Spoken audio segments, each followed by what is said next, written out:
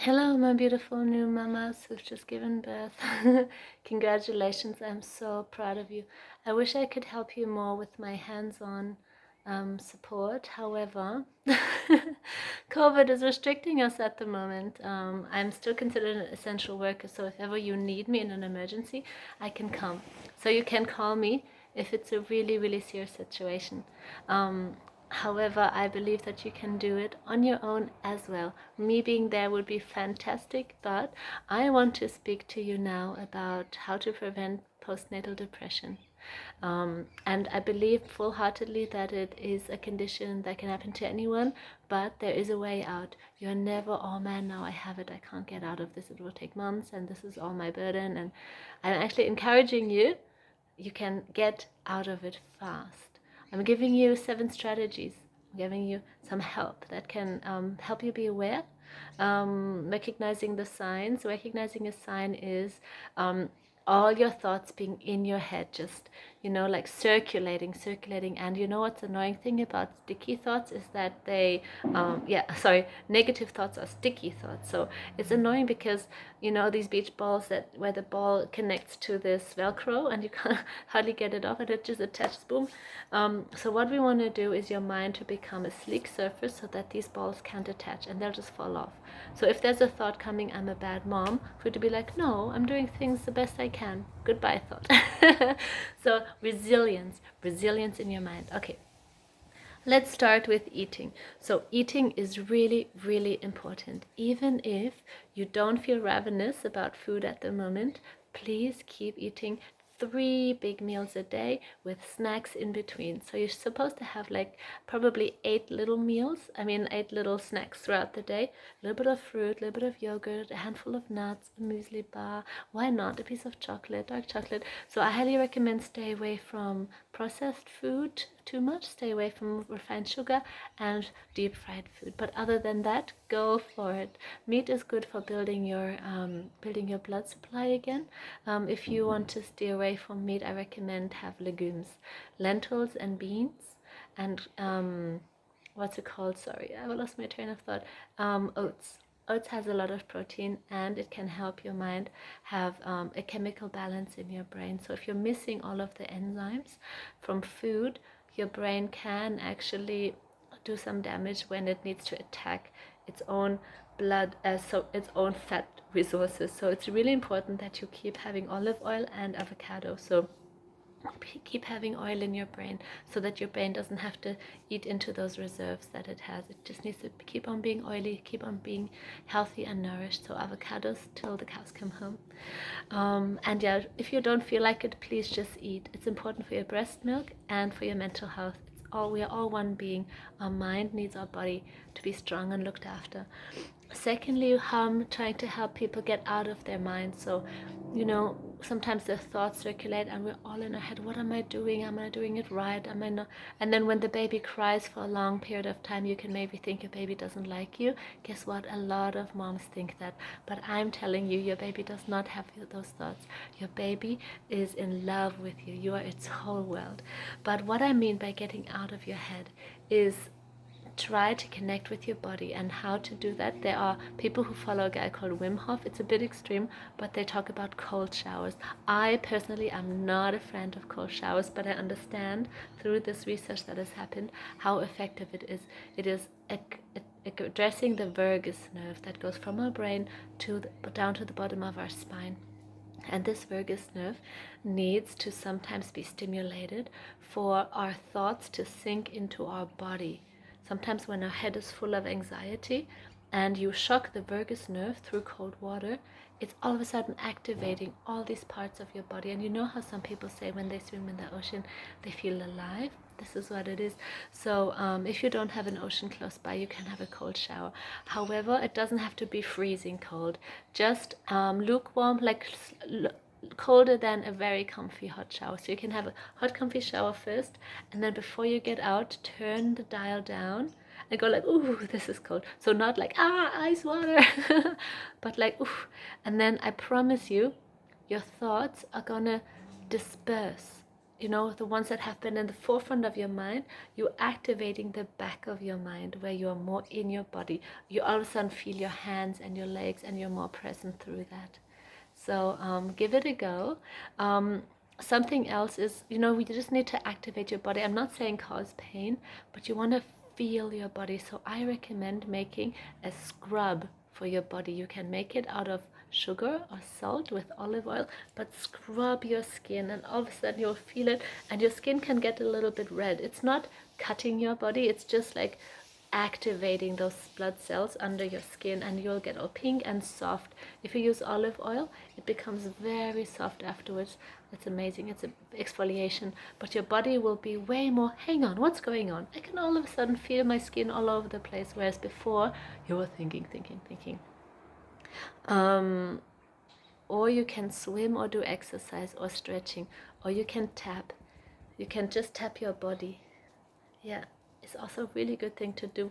Tap your legs, or if you have a spiky surface, again, not hurting yourself, but sometimes you can get massage balls with prickly on it. Just do that over your feet, and all of a sudden your mind becomes calm, because your body is being like, hang on, what's going on? Why is my foot being prickled? And then after a while you're like, oh, this is feeling good, and relaxation comes into your whole body. So activate the sensations on your body. Don't just sit around thinking. Okay. Then my third point is going into nature and going for a walk. Seek out the closest park or ocean to you and just spend a whole hour there. Take your baba, rug up, put your baba in a sling or in the pram, and feel the sun on your face. It is so important. Luckily, through Corona lockdowns, we can still do exercise. I'm so glad we can. But fresh air on your face will be so good. Luckily we have a nice weekend, and the ocean is really freeing for the mind. Problems become a little bit insignificant when you see the vast horizon in the distance. Then you need to surround yourself with people who encourage you. I know there are people in your world who probably want to have your best in mind and say, don't do it like this, do it like this, I always do it like this, but listen to people who are saying, you are doing a great job.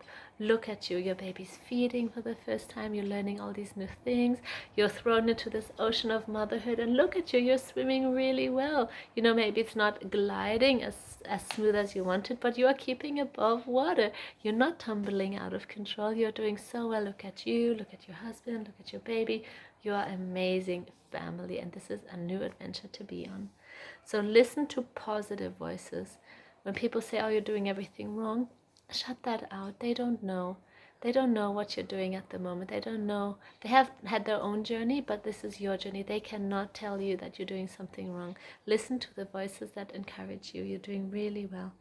Then another way to get out of your head is to journal. I highly recommend this. Have a notebook, and no one needs to see this. This doesn't have to be like, oh, my beautiful thoughts when my baby was born. You can write in there, I'm lonely, I'm confused, I'm out of my depth. You can write those thoughts in it, but seeing them literally on the paper helps you get rid of them in your mind. You can then, when you've written those things down, just write the opposite. I am learning, I am growing into this. I'm learning, I'm growing, I'm understanding, I'm experimenting, I'm trusting. You can write all these beautiful things, and then you see them visually. You can fill your mind with the positive things. I highly recommend. These journals are amazing, even for yourself to look back on and be like, oh, I was a bit unsure in the beginning, but look at me now. And then huge thing that I'm passionate about, talk to your baby. People think, oh, they don't understand English. They don't, but they love your voice, and they love your eye contact, and they love touch. So what I did with my daughter, I laid her on the bed, and then I propped my arms around her, and I held her head in my hands, and we had this beautiful eye contact, and she can see 10 centimeters, so she could see me. And I massaged her temples, and I just spoke to her, and I started doing this mantra with her. It still sticks with her. She can say it on her own now. I said, you are strong, you are courageous, you are beautiful, your words matter, and you've been loved from the start. And she just used to stare at me and go coo back. Even in the first days of her life, we just had this long eye contact. And yeah, I just talked to her. I knew she couldn't respond and didn't understand me, but it built a bond, because then she wasn't this alien that invaded my life. She became a person who understands me and who cares about me, and who's learning that I am caring about it. So we just learned relating to each other really well through that. So it's not like, ah, baby screaming, I don't know what to do. I held my baby and said, I don't know why you're screaming right now. I'm trying my best. I've tried a few things. I've burped you, I've strained your nappy, and you're still crying. So what could it be? Mommy's trying to understand. So I just kept, instead of like, ugh, and then in your mind, oh, I don't know what I'm doing.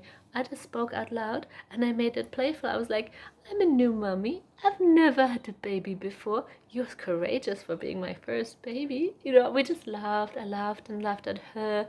Um, and sometimes I was like, oh, what do you say to that? And then if she started crying, I was like, oh, really? Really? That's big news. Thanks for telling me. And she was like, hmm. This is when she was a few days old. So build conversation with her. And this will be really good for them developing their skills, speaking skills. But even now, she'll just be like, hey, mommy notices me. I'm becoming my own person. So all of this is going to be really, really important for their self-esteem and growth and brain development. Then another one, which is number 6, see the wonder. So I really like this sort of, you know, try to see life, and if you don't see it like this yet, imagine it, and train your thinking, and let your imagination take over for a moment. Just see wonder, see magic, you know, understand how blessed you are. Look around where you live. You are so healthy, you are so well, you have a baby. So many women in the world can't have babies. You have somebody on your side. um, you know, your baby looks up to you. You you have money. This country looks after you pretty well. Like, you know, you have your needs met. Basic needs are met by the country, and things that you've saved and earned, and there's always more potential to earn. So in a way, you are one of the wealthiest people in the world. You're high up there in the most wealthy people in the world. And I don't know the exact number, but it's like if you have a few $1,000s in your bank account, you belong to the 10% of people in the world that have wealth. Um, because there's billions of people who don't have any money. So we in this country are very blessed, and your daughter and your son is going to grow up going to school, having good education. So we are actually living in really excited times. Like, people can get anxious about the times we're living in, but there's also a lot of good things happen, and let's focus on that. So let's wake up every day with a sense of wonder. Wow, I've got another day to change my life, my child's life, the people around me's life. Yeah. And you know, there's no pressure. You don't have to go out and change the world, but through being who you are every day, you are making a difference in the world. And then I'm closing with my 7th point, is, you know, I follow the Bible, and there's a verse that I love, and it says, cast your burdens onto God. And I'm giving you this opportunity. If you don't believe in God, if you believe in universe or energy or something else, you can believe in anything else. But I encourage you, if you have a faith, so having a faith is really, really good for mental health. Every research has shown that. You know, knowing that there is a higher power out there in control, holding the balance of injustice sometimes can take the burden off us, you know. I have seen a lot of injustice in the work when I worked in family court. I saw things that were so wrong, people let off the hook that had done things wrong, and I was burdened by that. And I remember when I had Noel, I was angry that all those things had gone wrong, but then I remember needing to be like, hey, I'm a new mom. I have this beautiful new burden on me that I need to keep this little thing alive. I cannot worry about all the past things that pull me down. And I remember making conscious decisions to let burdens go. And I said, God, I'm giving you all my stress. I'm giving you the things I don't understand. I give you the things I'm angry about. I ask you to, in return, give me space in my heart that I can now have love in it. Because where the anxiety was, I felt not, you know, with love it was all conflicted, and I had all this mess going on in my emotions. But I was saying, God, the burdens that are not mine to carry, I give to you, because you have strong arms and you're very smart and you can work things out and you have a plan, you see the future already and you're relaxed about the future, so I don't have to stress out in this moment. And through telling myself that, I became calm and I had all this beautiful space for this wonder, for this love for my daughter, and it helped me with self-love. It helped me to love the people around me and to stay calm when things didn't go the way as planned. So I hope these 7 steps help you. So eat well, be in your body, do these things to recognize your body, walk in fresh air, listen to people who speak highly of you, journal, talk to your baby, see the wonder, and find a way to release your burdens to God. My tips for you, and I love you from a distance, so call me anytime you need. I'm here for you. You're doing very well, Mama. Proud of you.